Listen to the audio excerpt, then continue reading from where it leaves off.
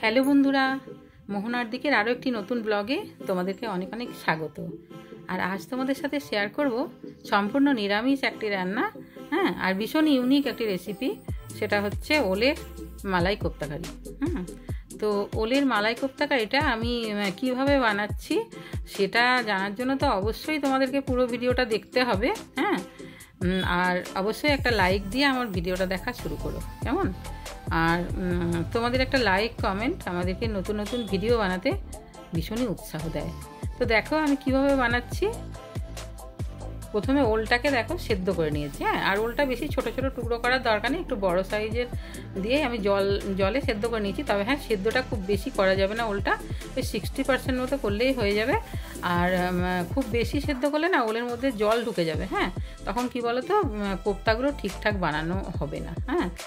তখন কোপ্তাগুলো কি বলো তো, কোপ্তাগুলো বানানোর জন্য তখন অনেক বেশি বেসন, তারপরে যেগুলো দিয়ে আমি বানাবো কর্নফ্লাওয়ার, সেগুলো অনেক বেশি ব্যবহার করতে হবে। তখন কি হবে, ওলের যে টেস্টটা সেটা কিন্তু থাকবে না।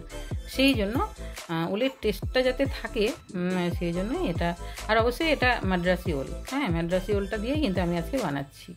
তো দেখো ওলটা আমার হয়ে গেছে গ্রেট করা। এর মধ্যে আমি দিয়ে দিলাম 2 চামচ বেসন, আর আমি এখানে দেব 2 চামচ চালের গুঁড়ি। এখানে চালের গুঁড়ির পরিবর্তে তোমরা কর্নফ্লাওয়ারও দিতে পারো, কেমন? তো দেখো তারপর দিয়ে দিলাম আন্দাজ মতো নুন আর হলুদ গুঁড়ো, আর এখানে দেবো জিরের গুঁড়ো আর ধনের গুঁড়ো।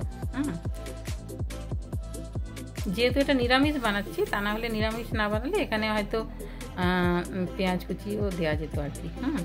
তো দেখো, তো তারপর এখানে আর আমি গরম মশলাটা ইউজ করছি না, গরম মশলার গুঁড়োটা। তা নাহলে কী বলতো, কোপ্তার ভীষণে না, কোপ্তার ভেতরে ভীষণভাবে উগ্র তখন গরম মশলার যে ফ্লেভারটা তখন চলে আসবে, সেই জন্য। আর আমি অতটা গরম মশলার ফ্লেভারটা পছন্দ করি না। তো দেখো সেই জন্য কী বলো তো, আমি এইভাবে দেখো খুব ভালো করে মেখে নিচ্ছি। আর এখানে জল দেওয়ার দরকার নেই। যদি দেখো যে খুব শুকনো লাগছে তাহলে হয়তো 1 চামচ এখানে জল দিতে পারো, তা না হলে এখানে জল দেওয়ার কোনো দরকার নেই। ওলের জলেতেই এটা কিন্তু মাখানো হয়ে যাবে। তো তারপরে এটাকে খুব ভালো করে দেখো কোপ্তা বানিয়ে নিচ্ছি। প্রথমে এরম করে ছোট ছোট সাইজের বানিয়ে নিচ্ছি, তারপরে এগুলিকে ভালো করে গোল করে নেবো। দেখো আমার বানানো হয়ে গেছে কোপ্তাগুলো। তারপরে তেল গরম করে তারপরে এগুলিকে ভেজে নেব। তো দেখো তেলটা না প্রথমে একটু ভালো করে গরম করে নিতে হবে, তারপরে আঁচটা কমিয়ে তারপরে কোপ্তাগুলো দিতে হবে। তা না হলে কী হবে বলো তো, প্রথমেই কোপ্তাগুলো লাল লাল হয়ে যাবে আর ভেতরটা তখন ঠিকঠাক ভাজা হবে না আর কি। তো যেভাবে বড়া ভাজা করি আমরা সেইভাবেই করতে হবে। আর আঁচটা কিন্তু এখন লো টু মিডিয়ামে রেখেই আমি বানাচ্ছি। কোপ্তাগুলো ভাজছি আর কি। তো দেখো কোপ্তাগুলো বেশ গোল্ডেন কালার হয়ে গেলেই তখন এগুলোকে তুলে নিতে হবে। আর আঁচটা ওই যে বললাম না, আঁচটা লো টু মিডিয়ামে রেখেছি, মাঝে মাঝে একেবারে লোতেও করে দিচ্ছি। তারপর যখন তুলবো না তখন আঁচটাকে বাড়িয়ে তারপরে তুলবো। আঁচটা হাইতে দিয়েই তখন কিন্তু তুলবো। তাহলে কী হবে বলো তো, তেলটা ঝরে যাবে আর কি। যে তেলটা ভেতরে চুষে নিয়েছিল না ওই কোপ্তাগুলো, সেই তেলটা তখন কিন্তু ঝরে যাবে।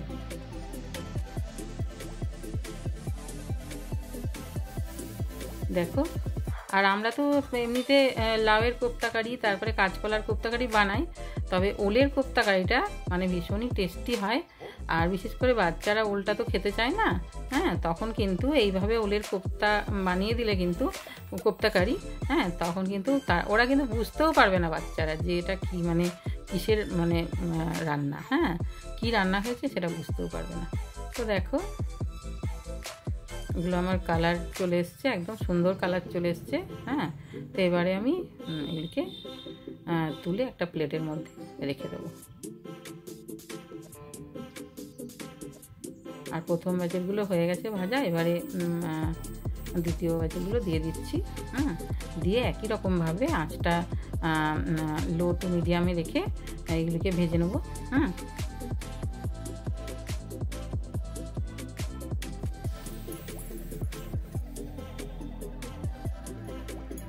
আর কোপ্তাগুলো কিন্তু ভাজা খেতেও অসাধারণ লাগে।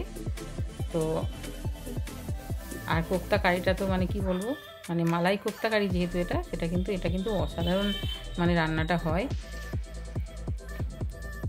তো দেখো একই রকমভাবে আমি সেকেন্ড ব্যাচেরগুলো ভেজে তুলে নেব।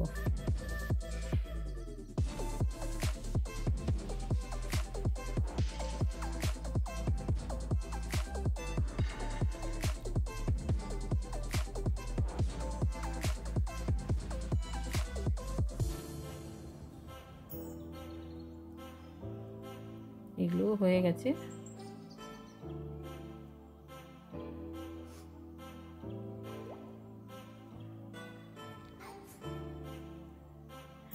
আসলে একটু বেশিক্ষণ ধরে ভাজা হচ্ছে কেন বলতো, যাতে ভেতর থেকে এটা ঠিকঠাক সেদ্ধ হয়ে যায় আর কি। হ্যাঁ, সেদ্ধ বলতে ওই ভাজা ভাজা একটু হয়ে যায় যাতে, হ্যাঁ, তা না হলে তখন ভেতরটা কাঁচা থেকে গেলে হবে না।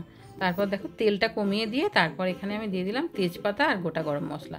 অতটা তেল আর লাগবে না, হ্যাঁ, যেহেতু আমার কোপ্তা খুব বেশি নেই, কারিটাও খুব কমই হবে। তো দেখো তারপর এখানে দিয়ে দিলাম গোটা জিরে, ফোড়নে দিয়ে তারপরে এখানে আমি মশলাটা দিয়ে দিচ্ছি। আর মশলা বলতে কি, এখানে জিরে, আদা আর খুব অল্প কাঁচা লঙ্কা বাটা আছে। আর মশলাটা খুবই কম, খুব বেশি না কিন্তু।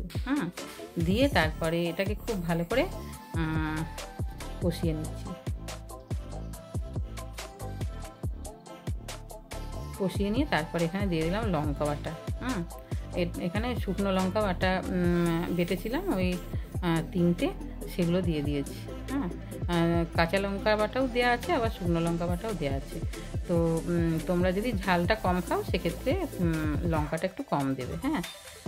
তো তারপরে দেখো এটাকে বেশ কিছুক্ষণ মশলাটাকে কষিয়ে নিয়েছি আমি।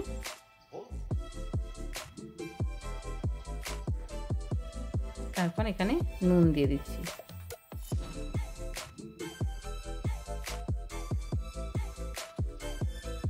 নুনটা একটু মানে আন্দাজ মতোই দিতে হবে, কারণ কোপ্তাগুলোতে তো নুন দিয়ে ভাজা আছে। তারপরে দেখো মশলাটা কষিয়ে নেবার পর তারপর এখানে টমেটো বাটাটা দিচ্ছি। এখানে যে যেরকম মানে যার যেরকম পরিমাণ হবে সে সেরকম টমেটো বাটা দেবে। আমি একটা টমেটো এখানে বেটে নিয়েছিলাম। সেই টমেটো বাটাটা দিয়ে তারপরে এটাকেও খুব ভালো করে কষিয়ে নিতে হবে। অল্প জল দিয়ে দিলাম, দেখো, দিয়ে খুব ভালো করে কষিয়ে নিচ্ছি যাতে মশলাটা তলায় ধরে না যায়। আর অনবরত এটাকে নাড়তে হবে যাতে কোনো মতেই এটা তলায় না ধরে। তলায় ধরলে কিন্তু মশলার টেস্টটা তখন মানে চেঞ্জ হয়ে যাবে। তো দেখো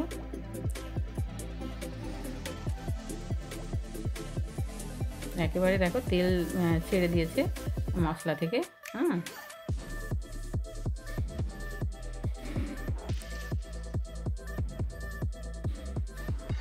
টমেটোটা যেহেতু পরে দিয়েছি, টমেটোর কাঁচা গন্ধ যেন কোনো মতেই না থাকে। তো সেই জন্য সব কিছু একসাথে কষিয়ে নিচ্ছি। তারপর এখানে দিয়ে দিলাম চিনি, 1 চামচ চিনি দিয়ে দিলাম। এটা একটু মিষ্টি মিষ্টি হবে, ওই জন্য চিনিটা তো অবশ্যই লাগবে। তারপরে দিয়ে দিচ্ছি জল এখানে। জল দিয়ে তারপরে ঝোলটা ফুটে উঠলে তারপরে এখানে কোপ্তাগুলো দিয়ে দেবো। দেখো ঝোলটা একদম ফুটে উঠেছে। এবারে কোপ্তাগুলো এখানে দিয়ে দিচ্ছি। দিয়ে তারপরে বেশ কিছুক্ষণ রান্না করে নেব যাতে কোপ্তার মধ্যে সমস্ত মশলা ঝোল সমস্ত যাতে ঢুকে যায় আর কি ঠিকঠাক। আর কোপ্তাগুলো কী বলো তো, মানে ঝোলটা ঢুকে যাওয়ার পর কোপ্তাগুলোর সাইজটাও এমনিতে অনেকটাই বড় হয়ে যাবে, অনেকটাই মানে ফুলে যাবে কোপ্তাগুলো। আর এমনিতেও কোপ্তাগুলো ভীষণই মানে মুচমুচে হয়েছিল। তো তারপর দেখো এখানে দিয়ে দিলাম কাঁচা লঙ্কা 2টো। কাঁচা লঙ্কা দিয়ে তারপরে এখানে দেব আমি অল্প একটু ঘি দিয়ে দেবো। ঘিটা দিলে কি বলো তো, ফ্লেভারটা মানে দারুণ আসে রান্নার।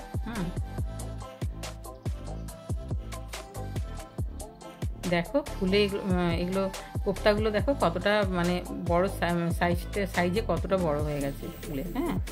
যেহেতু ভেতরে সমস্ত ঝোল টোল ঢুকে গেছে।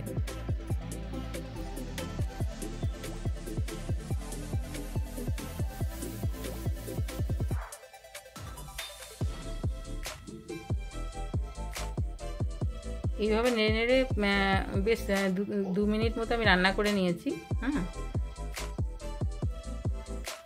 যাতে কোপ্তাগুলো সফট হয়ে যায় আর কি।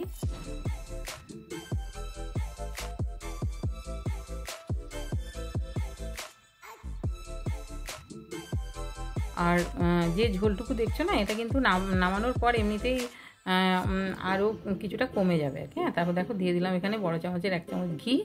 হ্যাঁ, ঘিটা দিয়ে একটু নেড়ে চেড়ে নিয়ে তারপর এর মধ্যে আমি দেবো মালাই। মালাইটা দেওয়ার পর কিন্তু এটার কালারটা মানে এত সুন্দর আসবে আর টেস্টটাও সেরকম আসবে। হ্যাঁ, মালাইটা দেখো প্রথমে অল্প একটু মালাই দিচ্ছি, তারপরে আবার পরে নামানোর পর আর কি দিয়ে দেবো। হ্যাঁ, মালাইটা দিয়ে তারপরে এটা একটু নেড়ে চেড়ে নিচ্ছি। দেখো মালাই দেওয়ার পর কালারটা কি অপূর্ব এসছে, আর সেরকম একটা মানে সুন্দর একটা টেস্টও আসবে। যেহেতু মালাই কোপ্তা কারি, মালাই তো অবশ্যই দিতে লাগবে। হ্যাঁ, আর মালাইটা আমি বাড়িতেই বানিয়ে নিয়েছিলাম। তো দেখো এটা হয়ে গেছে। এবারে আমি কিছুক্ষণ এটাকে রেস্টে রেখে দিয়েছিলাম। রেস্টে রেখে দেওয়ার পর এটা এমনিতেই কী বলো তো, যেটুকু ঝোল ছিল সেটা তো মানে পুরোই টেনে নিয়েছে কোপ্তাগুলো। আর অসাধারণ মানে ঠান্ডা হয়ে যাওয়ার পর দেখো কিছুক্ষণ রেস্টে রেখে দেওয়ার পর অসাধারণ একটা কালার এসছে।